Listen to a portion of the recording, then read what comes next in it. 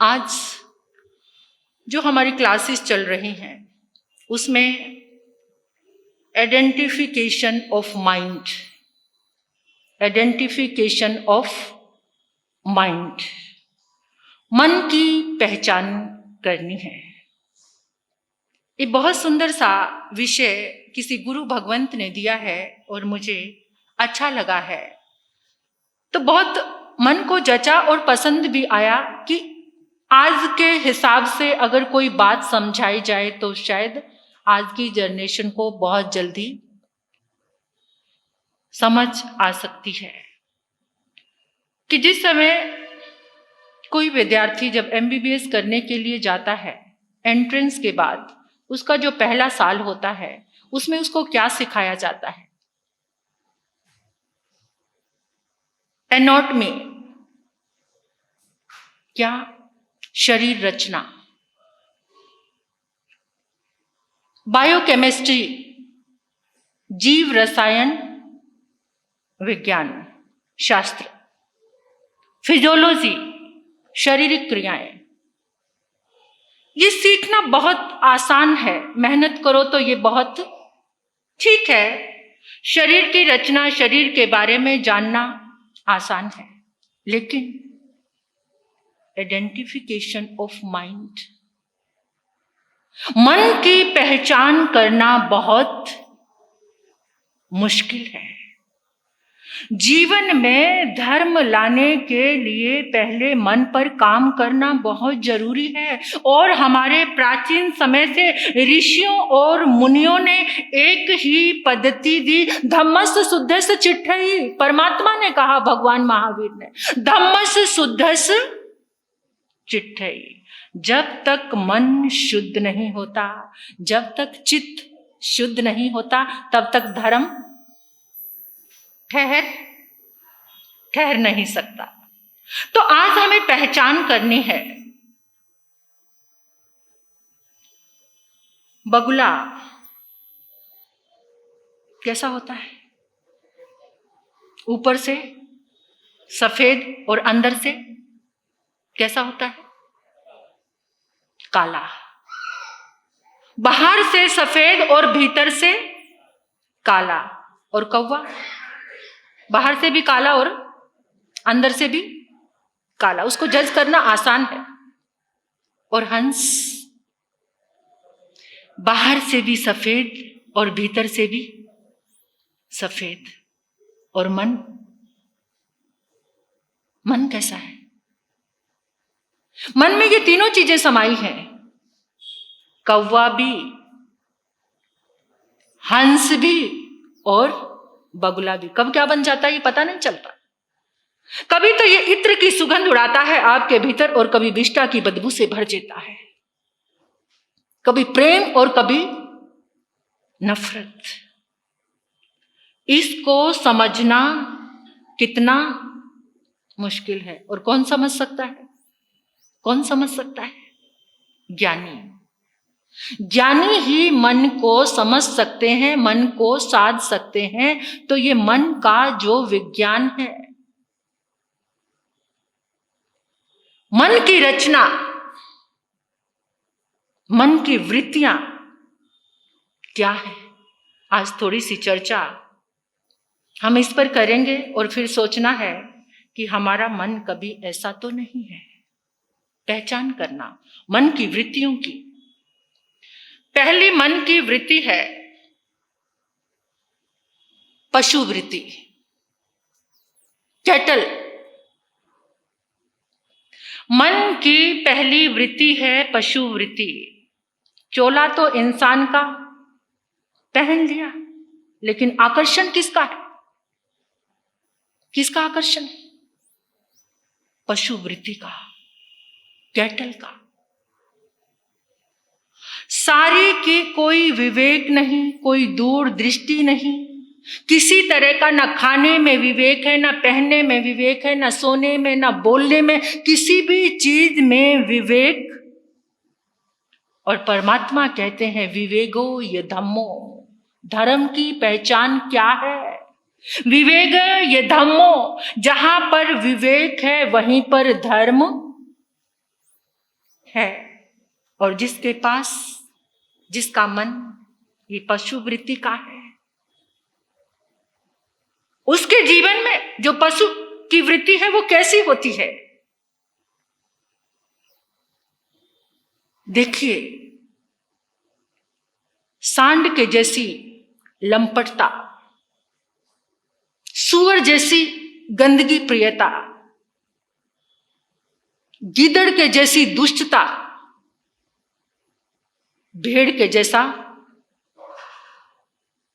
कोई अपना दृष्टिकोण नहीं, भेड़ चाल में शामिल रहना, कुत्ते के जैसी विवेकहीनता, भैंसे के जैसी आक्रामकता, जिसके जीवन में ये है वो समझ लो इंसान बनकर भी क्या है? पशु है। इस दुनिया में यहां जहां तहां आपको इतने पशु नजर आएंगे। इंसान बनकर जो पशु को खाता है उससे बड़ा पशु कोई इंसान बनकर,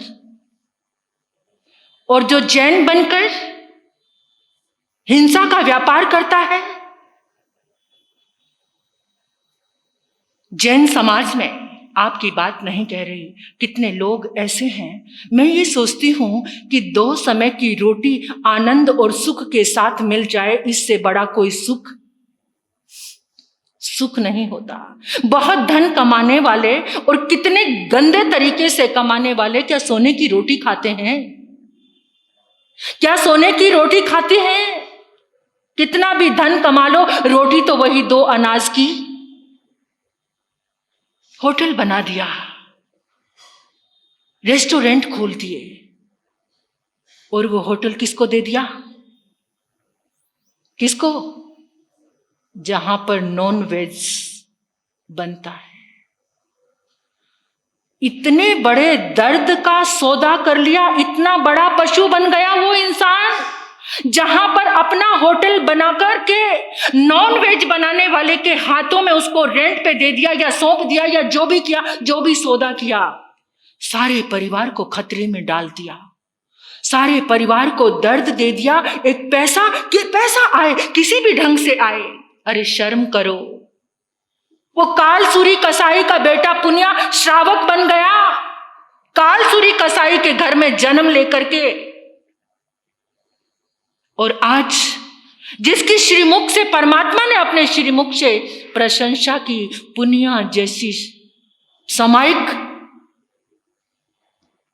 और जो जैन बनकर ऐसी दुष्टता का व्यापार करता है। भारत के 3 वैज्ञानिकों ने, साइंटिस्टों ने 1995 में रूस में जाकर एक रिसर्च की। उस रिसर्च में उन्होंने एक रिसर्च की कि ये जो भूकंप आते हैं ये क्यों आते हैं। तो वहां पर एक बीट थ्योरी उन्होंने प्रेजेंट की, उसका नाम दिया आइंस्टीन पेन वेव्स। ये आइंस्टीन पेन वेव्स क्या होती हैं? सुन लेना जरा ध्यान से। अरे कब आंखें बंद हो जाएंगी? इस हिंसा का व्यापार करना छोड़ो, जैन बनकर। दर्द होता है, मुझे पीड़ा होती है बहुत ज्यादा जब मैं कभी ये बात सुनती हूं कि जैन बनकर ऐसे काम कर रहे हैं जिसको महावीर का धर्म मिला हो। वो भटक जाए, उससे बड़ा पाप और उससे बड़ा पशु इस दुनिया में कोई नहीं है। पशु को तो फिर भी भगवान की तरफ से एक आज्ञा मिली हुई है, उसका कोई और भोजन नहीं है, लेकिन इंसान के पास तो इतना कुछ सजा हुआ है। और आज का इंसान क्या तर्क दे देता है। पिछले साल की बात, एक बच्चे ने आकर कहा कि महाराज साहब आप कहते हो कि अन्न में भी जीव हैं, अन्न को, गेहूं को, चावल को खाना और मांस को खाना एक ही तो बात है। अरे जब तुम चावल पकाते हो उसमें खुशबू उठती है, और जब मांस पकाते हो वो एक जैसा कैसा? क्या चावल के अंदर से कोई खून निकलता है? जिस जीव को मारते हो 10 प्राणों वाला, उसके अंदर से आज के बच्चे आकर ऐसी बात करते हैं मुझसे, और फिर अपनी बात के आर्ग्यूमेंट, तर्क पर तर्क देते रहते हैं कि जब वनस्पति में भी जीव है तो उसको क्यों खाते हो, उसमें भी तो पाप है। फिर अंडे को खा लिया तो क्या हो गया? जैन समाज के बच्चे ने कहा मुझे ये बात पिछली बार जालना में। क्या एजुकेशन मिल रही है, क्या संस्कार मिल रहे हैं। और तब तो मेरी आंखें नम हो जाती हैं शर्म से जब मैं ये सुनती हूं कि जैन समाज के लोग होटल बनाकर ऐसे ऐसे लोगों को दे रहे हैं जहां पर मांस परोसा जाता है। आज सुबह से गली में गई थी, मैं कितनी देर आकर रोई हूं आपको पता नहीं। मेरी बात शायद पूरे इस हैदराबाद में जा सकती है। मैं पूरे हैदराबाद के संघ से एक निवेदन करना चाहती हूं, क्या किसी के अंदर कोई पावर नहीं इस चातुर्मास में जीवों का रक्षण करने के लिए। बात करने जा रही हूं मैं कि भूकंप क्यों आते हैं, क्यों आते हैं। जहां जब जीवों की बहुत ज्यादा समूह का समूह जब हिंसा होती है, उनके अंदर से जो दर्द निकला, कोई भी मरना नहीं चाहता। ये चीची चीची मुझे सुबह सुबह सुनाई देती है, यहां पर सुनाई देती। कितनी देर रोऊंगी, मैं मजबूर हूं। रोना आता है मुझे उन जीवों की वेदना देखकर। आप लोग कुछ नहीं कर सकते, इतने पावरफुल लोग हैं किसी को बचाने के लिए। मैंने सुना था कि गवर्नमेंट ने भी एक आदेश दिया है कि धर्म स्थान के नजदीक कोई बुच्चड़ खाना, फिर आप अपनी पावर का प्रयोग नहीं करते। आइंस्टीन पेंट वेव, एक ऐसी वेव, ऐसी तरंगे निकलती हैं जब जीवों को मारा जाता है, वो पूरे के पूरे ब्रह्मांड में फैलती हैं। आइंस्टीन जो साइंटिस्ट हुए, उनका नाम सुना है? उनके नाम से पेन, दर्द भरी वेव्स, तरंगे, दर्द से भरी तरंगे, उनको नाम दिया आइंस्टीन पेन वेव, क्योंकि आइंस्टीन उस पर काम करना चाहते थे पर वो नहीं कर पाए, उसकी खोज नहीं कर पाए। लेकिन बाद में इन 3 वैज्ञानिकों ने खोज की जो भारत के ही हैं, मदन मोहन बजाज, इब्राहिम, प्रोफेसर विजय राज, इन तीनों ने रिसर्च की 1995 में, और एक कारण पता चला कि ये जो भूकंप आते हैं, इस भूकंप का कारण कोई और नहीं है, ये सुनामी लहरें, ये समुद्री तूफान, ये बादल फटते हैं, इसका कारण कोई और नहीं है, इन मूक पशुओं की दर्द से भरी हुई आहें हैं। जहां पर जितने ज्यादा पशु मारे जाते हैं, वहां पर वो तरंगे, और उन तरंगों से इस धरती में, क्योंकि जब अर्थ क्रस्ट होता है तो रोडोन नाम की एक गैस रिलीज होती है, और जब वो गैस रिलीज होती है, वो धरती में जाती है तो क्या करती है, धरती की प्लेट हिलती है। क्या? उस गैस से धरती की प्लेट हिलती है। जब धरती की प्लेट वो एक दूसरे से जब टकराती है तो भूकंप फट जाती है, वो धरती, भूकंप आते हैं। एक बुच्चड़ खाने से इतनी ज्यादा वेव्स निकलती हैं, 1040 वॉट की, किलोवाट की ऐसी तरंगे निकलती हैं जो पूरी पृथ्वी का नाश कर सकती हैं। ये तो इस धर्म के कारण ये धरती बची हुई है। आपको पता है, जो सहारा का रेगिस्तान, ये बात समझाना चाहती हूं मैं, समझना बहुत जरूरी है, और अपने दृष्टिकोण को बदलना। भूल से भी अगर तुम हिंसा का व्यापार करते हो तो जीवन में सर्वनाश को आमंत्रण करते हो। भूल से भी तुम्हें ज्ञान प्राप्त हुआ है, कितनी पीढ़ियों को खिलाओगे इस पाप की कमाई को, हिंसा की कमाई को? कितनी पीढ़ियों को? सबको दर्द ट्रांसफर करना चाहते हो, सबको रोगी और बीमार बनाना चाहते हो। कितना दर्द ट्रांसफर करोगे, कितना? ये लालच, ये लोलुपता, ये कामुकता तबाह कर देती है जीवन को। ये मन की वृत्ति, पशु वृत्ति। सहारा का रेगिस्तान ऐसे रेगिस्तान नहीं बना, वहां कभी जनजीवन आबाद था। राजा को शिकार करने का शौक लग गया। यथा राजा तथा प्रजा, प्रजा भी पीछे पीछे। सारे जीवों को मार डाला, जितने जंगल में जीव थे कोई नहीं बचा। धीरे धीरे धरती की प्लेट खिसकने लगी, भूकंप आ गए, तूफान आ गए, सारा जनजीवन आज वो जाना जाता है सहारा का रेगिस्तान। कुछ साल पहले, 10 साल पहले, 9 साल पहले नेपाल में बहुत बड़ा भूकंप आया था, बहुत बड़ा, पूरा नेपाल, बहुत सारे हिस्से तबाह हो गए थे। कारण था पता क्या है? जब साइंटिस्टों ने खोज की, नेपाल में एक फेस्टिवल आता है, गड़ी माही बोलते हैं उसको, भैंसों की बलि दी जाती है।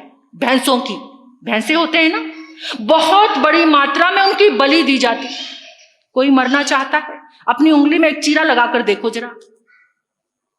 जो दिन रात गर्दन काटते हैं ना पशुओं की, वो अपने बच्चे की अपनी उंगली में एक चीरा लगाकर तो देखें, तब जाने उनका दिल कितना है।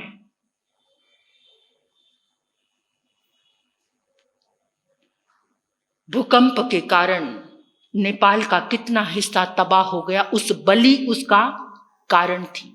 वो फेस्टिवल शायद अब बंद हो गया है।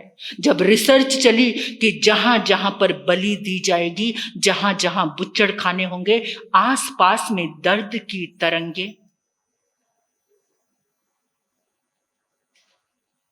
ये कौन सा मन है?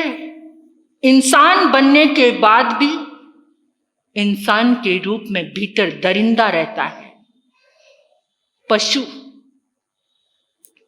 और जीवन में कभी उसको आनंद नहीं मिल सकता, जीवन में उसको कभी सुख नहीं मिल सकता। अपने मन का निरीक्षण करना, एकांत में बैठकर इस मन की कुछ आवाजें, ये सीधा भी बहुत है, ऐसी बात नहीं है। इसको जहां जोड़ दोगे वहां भी चलने को, इसको तुम सत्संग से जोड़ दो, इसको तुम जिनवाणी से जोड़ दो, इसको तुम अहिंसा से जोड़ दो, इतना कुछ तो परमात्मा ने परोसा है। जिंदगी की जिंदगियां निकल जाएं, जन्मों के जन्म निकल जाएं, परमात्मा के ये 56 भोज, ये तुम्हें स्वाद नहीं लगते, ये टेस्टी नहीं लगते। इतने 56 भोज जिन देवों ने हमें परोसे, जिसने एक भी चख लिया ना मन से। किससे? मन से।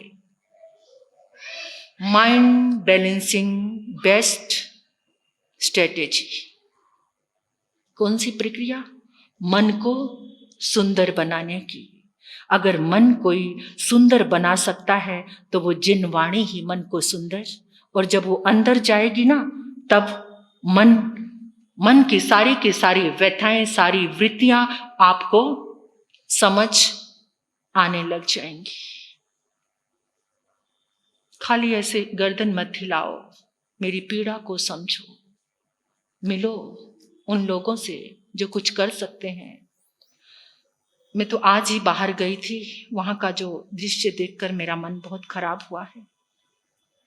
पता नहीं, परमात्मा की करुणा और उस करुणा की साधना करते करते रोम रोम में वो प्रवेश कर गई है। किसी का दर्द बर्दाश्त नहीं होता, उस दर्द की पीड़ा अपने ऊपर ही होने लगती है। वो दर्द अपने ऊपर महसूस करते ही आंखें बरसने लगती हैं। इसलिए छोटा सा एक निवेदन है, सकल हैदराबाद जिन संघ से अगर कुछ कर सकते हैं तो सबसे बड़ा सुंदर चातुर्मास की आराधना हो जाएगी, जहां हिंसा का व्यापार रुक जाएगा। अगर ऐसा हो सकता है तो। और कहते हैं कि जो करने वालों की कभी हार नहीं होती, जो ठान लेते हैं ना, उनकी कभी हार नहीं होती। बस मन तैयार नहीं होता, मन का संकल्प नहीं आता। उस संकल्प को अगर मन में लेकर जाओगे तो, और मन की दूसरी वृत्ति, ये 4 वृत्तियां हैं, 4 वृत्तियों वाला मन है। दूसरा है मेटल, पदार्थ प्रधान वृत्ति वाला मन। कौन सा? पदार्थ प्रधान, मेटल। इंसान बने हैं और आकर्षण किसका है? सबसे ज्यादा यही लोग मिलेंगे, इसी मन वाले हैं सब। पदार्थों का आकर्षण सबसे ज्यादा, उपयोग में नहीं आते, भोग में नहीं आते उतने पदार्थ, लेकिन उनको इकट्ठा करने का शौक पैदा हो चुका है। बस घर में नजर आने चाहिए। कुछ ड्राइंग रूम तो लोगों के घर में मैं देखती हूँ, हमारा सब चरण डाल दो। एक तो बाहर सोफे लगे हुए हैं, लॉबी में सब लोग आकर बैठते हैं, फिर एक दरवाजा खोलते हैं, वहां देखते हैं तो गजब के ऐसे सोफे, ऐसी चीजें लगी हुई हैं। मैंने कहा ये क्या? कहती कभी कभी कोई खास मेहमान आते हैं तो यहां पर यूज में नहीं आ रहे, लेकिन इतना मेटल, इतना पदार्थों का आकर्षण, यूज में कितनी चीजें हैं और संग्रह में कितनी चीजें हैं। ऐसा मन मनुष्य को नरक की यात्रा, ये चलेगा आगे। समय की सुई कह रही है कि रुक जाइए, आगे ये मन की वृत्तियां और मन को साधने का एक सुंदर, बहुत लास्ट जो पड़ाव है, वो इतना सुंदर मन है, वो इतना सुंदर मन है। और वो मन कैसे बनेगा, कौन से सूत्र लेने हैं जिससे वो आपका मन सेटल। क्या एक तो पहला कौन सा है, पहला कौन सा था? कैटल, मेटल, बैटल और सेटल। ये चार मन की प्रवृत्तियां हैं। हम किस में हैं, ये खुद को जज करना है, खुद का निरीक्षण करना है। गुरनी मैया के मुखारविंद से आप श्रवण करेंगे। ओम शांति।